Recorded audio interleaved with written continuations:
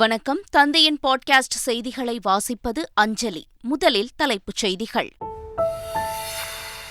திக்கற்றவர்களுக்கு திசையாக இருப்பதே திராவிட மாடல் ஆட்சி. தென்னிந்திய திருச்சபை பவள விழாவில் முதலமைச்சர் ஸ்டாலின் பேச்சு. 1 முதல் 5ஆம் வகுப்பு வரை அக்டோபர் 12ஆம் தேதி வரை விடுமுறை. 6 முதல் 12ஆம் வகுப்பு வரையிலான மாணவர்களுக்கு 9ஆம் தேதி வரை விடுமுறை அறிவித்து பள்ளிக்கல்வித்துறை உத்தரவு. பண மதிப்பிழப்பு நடவடிக்கைக்கு எதிராக தாக்கல் செய்யப்பட்ட ரிட் மனுக்கள் உச்சநீதிமன்றத்தில் இன்று விசாரணை. வரும் வெள்ளிக்கிழமை 68வது தேசிய திரைப்பட விருதுகளை வழங்குகிறார் குடியரசுத் தலைவர் திரௌபதி முர்மு. பழம்பெரும் நடிகை ஆஷா பரேக்கிற்கு 2020ஆம் ஆண்டிற்கான தாதா சாஹேப் பால்கே விருதை அறிவித்தது மத்திய அரசு. அரசு பள்ளி ஆசிரியர் மீது 15க்கும் மேற்பட்ட மாணவிகள் அளித்த பாலியல் புகாரால் தலைமறைவாக இருந்தவர் கைது. கனியாமூர் பள்ளி கலவர வழக்கில் குண்டர் சட்டத்தில் கைது செய்யப்பட்டவர்களின் எண்ணிக்கை 12ஆக உயர்வு. இலங்கையில் அடுக்குமாடி குடியிருப்பு பகுதியில் பயங்கர தீ விபத்து. 60க்கும் மேற்பட்ட வீடுகள் முற்றிலும் எரிந்து சேதம். நியூசிலாந்து ஏ அணிக்கு எதிரான கடைசி ஒருநாள் போட்டி. 106 ரன்கள் வித்தியாசத்தில் அபார வெற்றி பெற்று தொடரை கைப்பற்றியது இந்தியா ஏ அணி. இனி விரிவான செய்திகள். பசித்த வயிற்றுக்கு உணவாக, தவித்த வாய்க்கு தண்ணீராக, திக்கற்றவர்களுக்கு திசையாக இருப்பதே திராவிட மாடல் ஆட்சி என முதலமைச்சர் ஸ்டாலின் தெரிவித்துள்ளார். சென்னையில் நடைபெற்ற தென்னிந்திய திருச்சபையின் 75ஆம் ஆண்டு பவள விழா நிகழ்ச்சியில் பங்கேற்று பேசிய அவர் இதனை தெரிவித்தார். இந்தியா என்பது பல்வேறு மதத்தவர் வாழ்கின்ற நாடு. வெவ்வேறு மதத்தை சார்ந்தவர்களாக இருந்தாலும் அனைவரும் ஒற்றுமையாக இருக்கிறோம், வாழ்கிறோம். அவரவர் மத நம்பிக்கை என்பது அவரவருக்கு சொந்தமானதை தவிர அடுத்தவருக்கு எதிரானதாக இருக்காது. எல்லாருக்கும் எல்லாம் என்பதே திராவிட மாடல் ஆட்சியினுடைய அடிப்படை நோக்கம்.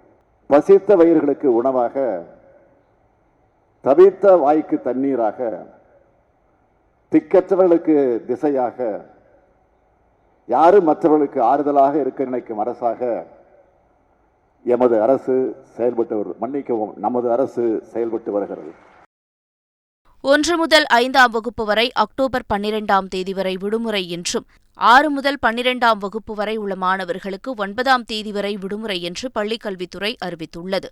காலாண்டு தேர்வுகள் வரும் 30ஆம் தேதியுடன் முடிவடையும் நிலையில் விடுமுறை மற்றும் பள்ளி மீண்டும் திறப்பு குறித்த அறிவிப்பை பள்ளிக்கல்வித்துறை அதிகாரப்பூர்வமாக வெளியிட்டுள்ளது. அதன்படி 1 முதல் 5ஆம் வகுப்பு வரையிலான மாணவர்களுக்கு அக்டோபர் 1ஆம் தேதி முதல் 12ஆம் தேதி வரை விடுமுறை அளிக்கப்பட்டுள்ளது. மீண்டும் அக்டோபர் 13ஆம் தேதி பள்ளிகள் துவங்கும் என்றும் அறிவிக்கப்பட்டுள்ளது. 6 முதல் 12ஆம் வகுப்பு வரையிலான மாணவர்களுக்கு அக்டோபர் 1 முதல் 9ஆம் தேதி வரை விடுமுறை என்றும் மீண்டும் அக்டோபர் 10ஆம் தேதி பள்ளிகள் திறக்கப்படும் எனவும் அறிவிக்கப்பட்டுள்ளது. மண்ணெண்ணெய் பாட்டில் மற்றும் கல்வீச்சு சம்பவங்கள் தொடர்பாக மேலும் 9 பேர் கைது செய்யப்பட்டுள்ளதாக தமிழக காவல்துறை தெரிவித்துள்ளது. இதுகுறித்து வெளியிட்டுள்ள செய்திக்குறிப்பில் கடந்த 26ஆம் தேதி வரை 9 வழக்குகளில் 14 குற்றவாளிகள் கைது செய்யப்பட்டுள்ளதாக தெரிவிக்கப்பட்டுள்ளது. கோவை, கன்னியாகுமரி, ராமநாதபுரம், திருவாரூர் மாவட்டங்களில் ஒரே நாளில் 4 வழக்குகளில் 9 குற்றவாளிகள் கைது செய்யப்பட்டு நீதிமன்ற காவலுக்கு அனுப்பப்பட்டுள்ளதாகவும் கூறப்பட்டுள்ளது. பாஜக தமிழகத்தின் அமைதியை கெடுக்க நினைப்பதாக எஸ்டிபிஐ கட்சியின் கோவை மண்டல தலைவர் ராஜா உசேன் தெரிவித்துள்ளார். அமைதி பூங்காவாக இருக்கக்கூடிய தமிழகத்திலே பிஜேபியினர் அவர்களுக்கு கடந்த கால வரலாறு என்னவென்றால், தங்களுடைய வீடுகளிலே, தங்களுடைய வாகனங்களிலே தாங்களே பெட்ரோல் கொண்டு வீசிக்கொண்டு புகார் கொடுப்பார்கள். காவல்துறையினர் கண்டுபிடித்து அவர்களை வழக்கிலே சேர்த்த சம்பவங்கள் தமிழகத்திலே நிறைய இருக்கிறது. ஆகவே காவல்துறையினுடைய போக்கும், காவல்துறையுடைய விசாரணையுடைய போக்கும் எஸ்டிபியினர் கட்சியின் மீது மட்டுமல்லாமல் இன்னும் வேறு கோணத்திலும் விசாரிக்க வேண்டும் அடிப்படையில் இந்த நேரத்திலே நாங்கள் கேட்டுக்கொள்கிறோம். பாஜக மாநில தலைவர் அண்ணாமலை தமிழக முதல்வரை மிரட்டும் வகையில் பேசியதற்காக கைது செய்ய வேண்டும் என்று மார்க்சிஸ்ட் கம்யூனிஸ்ட் கட்சியின் மாநில செயலாளர் பாலகிருஷ்ணன் கூறிய நிலையில் கைது செய்து பார்க்கட்டும் என்று அண்ணாமலை பதில் அளித்துள்ளார். 24 தேர்தலை சேர்ந்து தான் நடத்த வேண்டும் வருகிறார். அப்படின்னா என்ன அர்த்தம்? மத்திய அரசாங்கம் கையில் இருக்கிறனால ஒரு மாநில அரசாங்கத்தை மிரட்டுவீங்களா? நீங்கள் ஒரு மாநில அரசாங்கத்தை மிரட்டுவீங்க, ஒரு முதலமைச்சரை மிரட்டுவீங்க, காவல்துறை அதிகாரியை மிரட்டுவீங்க. அப்படின்னா எப்படி இதை நம்ம அனுமதிக்கிறது? பேச்சு சுதந்திரத்துக்காக எதை வேணாலும் அனுமதிக்க முடியுமா? ஆகவே தான் அதுக்கு அந்த அந்த அந்த அந்த அந்த பேச்சு என்பது வரம்பை மீறிய பேச்சு. அதுக்காக அவர் மீது வழக்கு போடணும், கைது பண்ணணும்னு நான் சொல்கிறேன். நடந்த ஆர்ப்பாட்டத்தினால கோயம்புத்தூரை ஒரு சென்சிட்டிவாக ஆகணும்னு அண்ணாமலை நினச்சிக்கிட்டு இருக்கிறாரு. தொடர்ந்து காவல்துறையையும் முதல்வரையும் அச்சுறுத்தும் விதமாக மிரட்டுறாரு. ஓட்டு வாங்கி ஜெயிக்க முடியாததுனால 356 சட்டத்தை நிறைவேற்றி கலைக்கணுங்கிற முறையில் அண்ணாமலை பேசிட்டு இருக்காரு. உங்களை கைது செய்யணும்னு பாலகிருஷ்ணன் சொல்லியிருக்காரு. கை செஞ்சு பார்க்கட்டுங்க. ஆணவ கொலைகளை தடுக்க தமிழக அரசு தனி சட்டத்தை இயற்ற வேண்டுமென முதலமைச்சர் ஸ்டாலினிடம் சமூக செயற்பாட்டாளர் எவிடன்ஸ் கதிர் கோரிக்கை விடுத்துள்ளார். சென்னை தலைமைச் செயலகத்தில் முதலமைச்சர் ஸ்டாலினை சந்தித்த பின் செய்தியாளர்களை சந்தித்த அவர், இந்த சட்டம் சாதி ஒழிப்புக்கு முக்கிய பங்காற்றும் என்றும் தெரிவித்துள்ளார். முதலமைச்சர் அவர்களை நாங்கள் சந்தித்து ஆணவ கொலைக்குன்னு ஒரு தனிச்சட்டம் ஏற்ற வேணும் அப்படின்னு சொல்லி ஒரு கோரிக்கை மட்டுமே இல்லை, ஒரு டிராஃப்ட் நாங்களே ரெடி பண்ணியிருக்கிறோம். ஒரு 17 பக்கம் கொண்ட ஆணவ குற்றங்களை தடுப்பதற்குன்னு ஒரு சட்டம், அது நேஷனல் லெவலில் அது கொண்டு வரப்பட வேண்டிய சட்டம், அது தமிழ்நாட்டில் கொண்டு வரணும் என்பதற்காக அதை ஒன்று உருவாக்கி மாண்புமிகு முதலமைச்சரிடம் அதை நாங்கள் கொடுத்துருக்கிறோம். ஏற்கனவே ராஜஸ்தானில் மட்டும்தான் ஒரு டிராஃப்ட் இருக்கு, அது கூட இம்ப்ளிமெண்டேஷன் பண்ணப்படல. இந்தியாவில் அந்த சட்டமே இல்லை, எந்த மாநிலத்திலும் இல்லை. ஒருவேளை தமிழ்நாட்டில் அந்த சட்டம் உருவாக்கப்பட்டிருந்தால் இந்தியாவிலே முன்னணி மாநிலமாக தமிழ்நாடு இருக்கும். தமிழக அரசு திராவிட மாடல் அரசு என்று இன்றைக்கு சொல்லிக் கொண்டிருக்கிற இந்த வேளையில் இந்த சட்டம் கண்டிப்பாக சாதி ஒழிப்புக்கு ஒரு முக்கியமான சட்டமாக கருவியாக இருக்கும் என்றதை நாங்கள் ஆழமாக நம்புகிறோம். வரும் 30ஆம் தேதி 68வது தேசிய திரைப்பட விருதுகளை குடியரசுத் தலைவர் திரௌபதி முர்மு வழங்குகிறார். 2020ஆம் ஆண்டுக்கான தேசிய விருதுகள் கடந்த ஜூலை மாதம் அறிவிக்கப்பட்டது. இதில் சூரரை போற்று படத்திற்கு 5 விருதுகள் உட்பட தமிழ் சினிமாவிற்கு மட்டும் 10 விருதுகள் கிடைத்தன. இந்த நிலையில் தேசிய விருது வென்றோருக்கு வருகிற 30ஆம் தேதி குடியரசுத் தலைவர் திரௌபதி முர்மு விருது வழங்கி கௌரவிக்கிறார். இதனிடையே பழம்பெரும் இந்தி நடிகை ஆஷா பரேக்கிற்கு தாதா சாஹேப் பால்கே விருதும் அறிவிக்கப்பட்டுள்ளது. பண மதிப்பிழப்பு நடவடிக்கைக்கு எதிராக தாக்கல் செய்யப்பட்ட ரிட் மனுக்கள் இன்று உச்சநீதிமன்றத்தில் விசாரணைக்கு வரவுள்ளன. கடந்த 2016ஆம் ஆண்டு நவம்பர் 8ஆம் தேதி புழக்கத்திலிருந்த 500, 1000 ரூபாய் நோட்டுகள் செல்லாது என பிரதமர் மோடி அறிவித்தார். இந்த பண மதிப்பிழப்பு நடவடிக்கையை எதிர்த்து 57 ரிட் மனுக்கள் உச்சநீதிமன்றத்தில் தாக்கல் செய்யப்பட்டன. அந்த மனுக்கள் நீதிபதி அப்துல் நசீர் தலைமையிலான அரசியல் சாசன அமர்வில் இன்று விசாரணைக்கு வரவுள்ளது. உண்மையான சிவசேனையாக அறிவிக்க கோரிய ஏக்நாத் ஷிண்டேவின் மனு மீது முடிவெடுக்க தேர்தல் ஆணையத்திற்கு உச்சநீதிமன்றம் அனுமதி அளித்துள்ளது. இதனிடையே அதிமுக பொதுக்குழு விவகாரம் தொடர்பாக ஓபிஎஸ் தாக்கல் செய்த மேல்முறையீட்டு மனு வரும் 30ஆம் தேதி உச்சநீதிமன்றத்தில் விசாரணைக்கு வரவுள்ளது. இதுகுறித்த கூடுதல் விவரங்களை தருகிறார் சிறப்பு செய்தியாளர் அசோகா.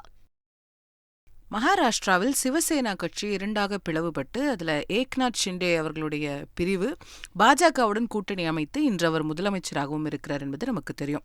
அவர் தேர்தல் ஆணையத்தில் ஒரு மனுவை தொடர்ந்து நாங்கள் தான் உண்மையான சிவசேனா என்று அறிவிக்க வேண்டும் என்கிற கோரிக்கையை முன்வைத்திருந்தார். இதை எதிர்த்து உத்தவ் தாக்கரே அவர்களுடைய பிரிவு உச்சநீதிமன்றம் சென்றிருந்தது. 2 தரப்பு வாதங்களையும் கேட்ட உச்சநீதிமன்றம் உண்மையான சிவசேனை யார் என்ற விஷயத்தை தேர்தல் ஆணையமே முடிவு செய்து கொள்ளலாம் என்கிற அனுமதியை வழங்கியிருக்கிறது. இது உத்தவ் தாக்கரே பிரிவிற்கு ஒரு முதற்கட்ட பின்னடைவாக பார்க்கப்படுகிறது. அதேபோல அதிமுக பொதுக்குழு தொடர்பான வழக்கும் வரும் 30ஆம் தேதி உச்சநீதிமன்றத்தில் விசாரணைக்கு வரவிருக்கிறது. நமக்கெல்லாம் தெரியும், ஜூலை 11ஆம் தேதி அதிமுகவில் ஒரு பொதுக்குழு நடைபெற்று எடப்பாடி பழனிசாமி அவர்கள் இடைக்கால பொதுச் செயலாளராக தேர்வு செய்யப்பட்டார். இதை எதிர்த்து ஓபிஎஸ் அவர்கள் உயர்நீதிமன்றம் சென்றபோது முதலில் இந்த பொதுக்குழு செல்லாது என்றும் பிறகு இபிஎஸ் அவர்களுடைய தரப்பு மேல்முறையீடு செய்தபோது அந்த பொதுக்குழு செல்லும் என்றும் மாறி மாறி உயர்நீதிமன்றத்தில் தீர்ப்புகள் வந்தன. தற்போது இறுதியாக இந்த விவகாரம் உச்சநீதிமன்றத்தை எட்டியிருக்கிறது. இந்த அதிமுக பொதுக்குழு என்பது செல்லுமா செல்லாதா என்கிற தன்னுடைய இறுதி விசாரணையை உச்சநீதிமன்றம் 30ஆம் தேதி தொடக்கவிருக்கிறது. வேதாரண்யம் அருகே மாணவிகளுக்கு பாலியல் தொல்லை தந்த அரசு பள்ளி ஆசிரியர் போக்சோ சட்டத்தில் கைது செய்யப்பட்டுள்ளார். கத்தரிப்புலம் அரசு மேல்நிலைப் பள்ளியில் உடற்கல்வி ஆசிரியராக இருந்து வரும் அசோகன் தான் நடத்தி வரும் டியூஷன் சென்டரில் பயிலும் மாணவிகளுக்கு ஆபாச மெசேஜ் அனுப்பியும் புகைப்படங்களை அனுப்ப சொல்லியும் கேட்டு வந்துள்ளார். இதுகுறித்த புகாரை தொடர்ந்து நாகை மாவட்ட குழந்தைகள் நலத்துறை அதிகாரிகளும் போலீசாரும் பள்ளியில் விசாரணை நடத்தினர். அதனைத் தொடர்ந்து மருத்துவ விடுப்பு எடுத்து தலைமறைவான ஆசிரியர் அசோகனை போலீசார் போக்சோ சட்டத்தில் கைது செய்தனர். குலசேகரன்பட்டினம் முத்தாரம்மன் கோவில் தசரா திருவிழாவின் 2ஆம் நாளில் அம்பாளுக்கு சிறப்பு அபிஷேக தீபாராதனை நடைபெற்றது.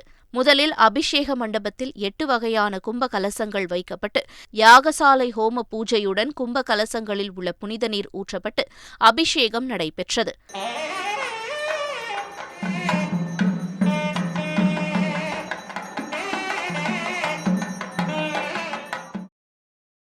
மதுரை மீனாட்சியம்மன் கோவிலில் 2ஆம் நாள் நவராத்திரி விழா விமரிசையாக நடைபெற்றது. திருக்கல்யாண மண்டபத்தில் காலை மாலை இருவேளையிலும் ஆன்மீக சொற்பொழிவு, பரதநாட்டியம், வீணை இசை கச்சேரி, தோற்பாவை கூத்து, பொம்மலாட்டம், வில்லுப்பாட்டு உள்ளிட்ட கலை நிகழ்ச்சிகள் நடைபெற்றன. தென் அமெரிக்க நாடான கியூபாவின் மேற்கு பகுதியை இயன் சூறாவளி புயல் கடந்தது. புயல் கரையை கடந்தபோது மணிக்கு 200 கிலோமீட்டர் வேகத்தில் காற்று வீசியதாக உள்ளூர் நிர்வாகம் தெரிவித்துள்ளது. பேய் காற்றுடன் மழை கொட்டி தீர்த்ததில் மரங்கள், மின்கம்பங்கள் சாய்ந்துள்ளன. வீடுகளின் மேற்கூரைகள் பறந்துவிட்டன. முன்னெச்சரிக்கை நடவடிக்கையாக அங்கிருந்து மக்கள் வெளியேற்றப்பட்டுவிட்டதால் பெரும் சேதம் தவிர்க்கப்பட்டது. இலங்கையில் குடியிருப்பு பகுதி ஒன்றில் ஏற்பட்ட தீ விபத்தில் 60 வீடுகள் முற்றிலும் எரிந்து சேதமானது.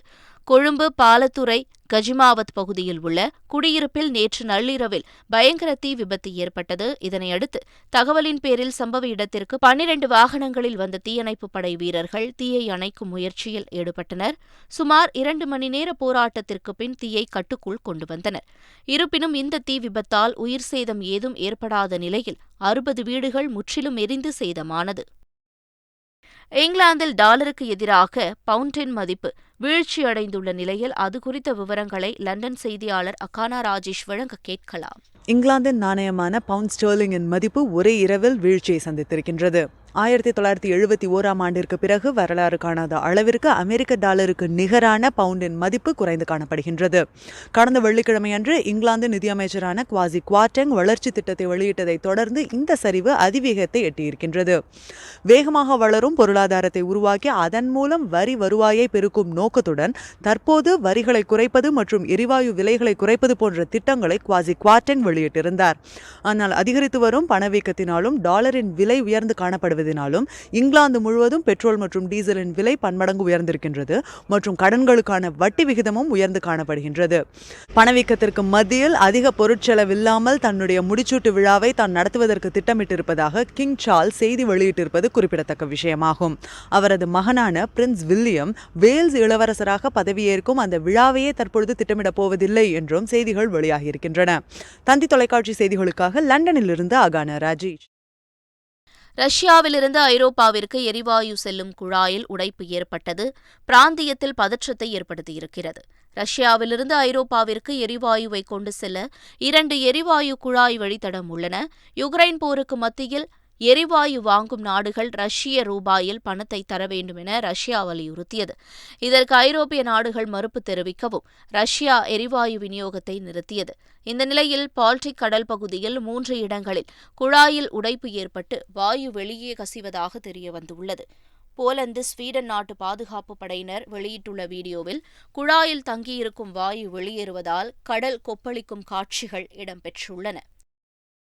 நியூசிலாந்து ஏ அணிக்கு எதிரான கடைசி ஒருநாள் கிரிக்கெட் போட்டியில் 106 ரன்கள் வித்தியாசத்தில் அபார வெற்றி பெற்ற இந்தியா ஏ அணி தொடரை 3-0 என்ற கணக்கில் முழுமையாக கைப்பற்றியுள்ளது.